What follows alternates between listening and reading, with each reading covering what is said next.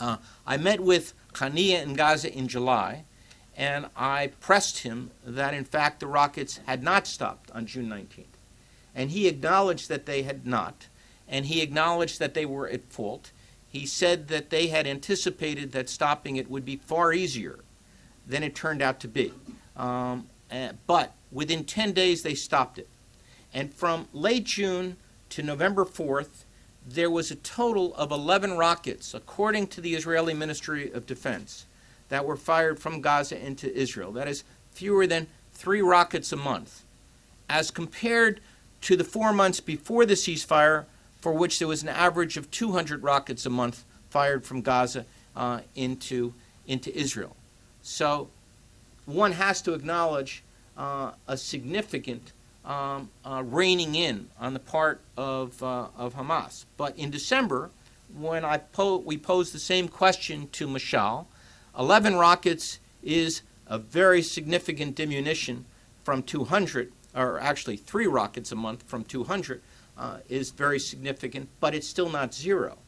And they said, we acknowledge that. We try to stop it. In our judgment, the rockets that were sent were not by Hamas, they were by Al-Aqsa Martyrs Brigade. But we did make every effort. On the other hand, we cannot renew this ceasefire, they said, unless Israel complies with its side of the deal. And Israel never allowed even 30% of the trucks in to Gaza, let alone 100%. And that is in fact true. The number of trucks allowed in rose from roughly, on average, about 100 before the siege to about 200 after June 19th, far away from the 750 that had been promised.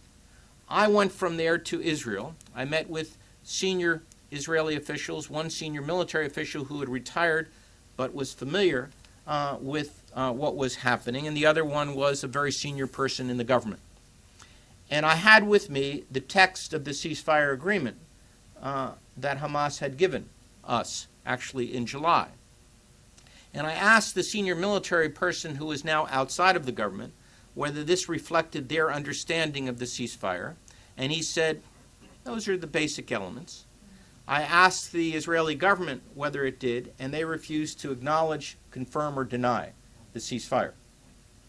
So from the Israeli standpoint is that they were not prepared to acknowledge all of the elements of that agreement. They then said to me, have Hamas stop the rockets for 48 hours, and then I will look into the possibility of allowing 100 trucks in. I said, we're not going to go to Hamas with a proposal like that for 2 reasons. Number one is you had promised 750, not 100. 100 is what you have right now. And secondly, you're not even offering a government proposal. You're just saying you're willing to go back and see whether the government would accept yours. I said, if you want the ceasefire to be renewed, it needs to come back to the original deal. Indeed, Hamas had actually escalated its demands at that time, but I thought a reasonable place to start would be to go back to the original deal. They said they'd get back to me the next day. They never did.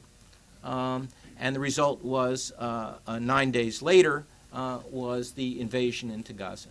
So I think the question as to whether there was an alternative to the invasion seems quite clear. There was. There was a way to stop the rockets, and indeed the rockets had virtually stopped for over 4 months, and they would have stopped again had there been compliance on both sides. Now, in effect, truly, the ceasefire didn't break down on December 19th. It broke down on November 4th. And November 4th, Israel launched an attack into Gaza to destroy a tunnel. There is some question as to what that tunnel's purpose was. There are some people in the Israeli government said its purpose was to capture another soldier like Gilad Shalit. And there is no question that Hamas had that goal. But I learned from high levels of both the Israeli government and Hamas that that tunnel was actually not reaching across the border.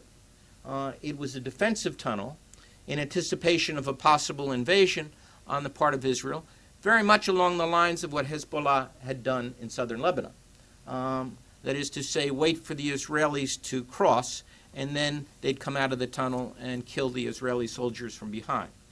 Now, the difference between the two is significant, because if it's the first, that is to say, to collapse a tunnel whose purpose was offensively to capture a soldier, then one can understand why the need and why the immediacy of the attack.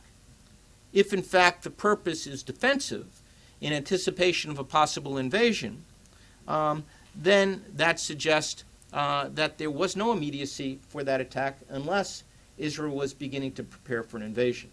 That has not been clearly established yet, but I think it's an article that should be written before too long. So where do we go from here? I think that the dual ceasefire that occurred on the eve of the inauguration of President Obama is very significant. I think whether there was a direct contact between the Obama team and Israel has been rumored. We don't know for sure, but certainly that magic date was sitting in the minds of people in both Israel as well as in Damascus. And that's not insignificant because they both wanted to send a signal to the new administration of an interest in cooperation.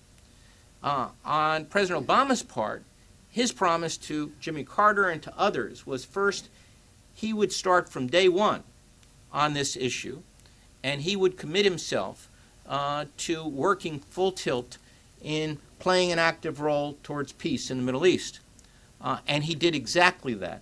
On day one, he made 4 telephone calls to President Abu Mazen of the Palestinian Authority, to President Mubarak in Egypt, to King Abdullah in Jordan, and also to Prime Minister Omer. And my understanding, it was in that order, which is not an insignificant statement in and of itself. And I think the announcement of the special envoy of George Mitchell is tremendously significant because he's a man of independent stature.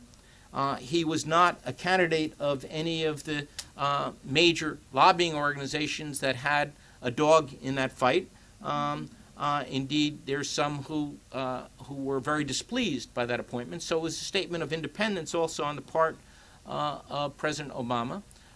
But more significantly, this is a man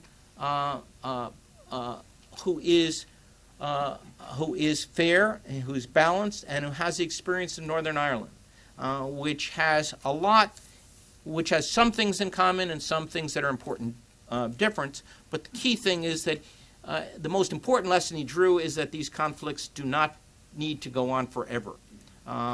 And I think that is a very, very encouraging statement. So where do we go from here? I think the first and most important step is to secure the ceasefire.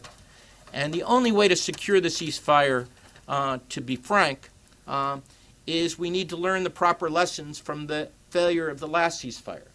The first lesson I would draw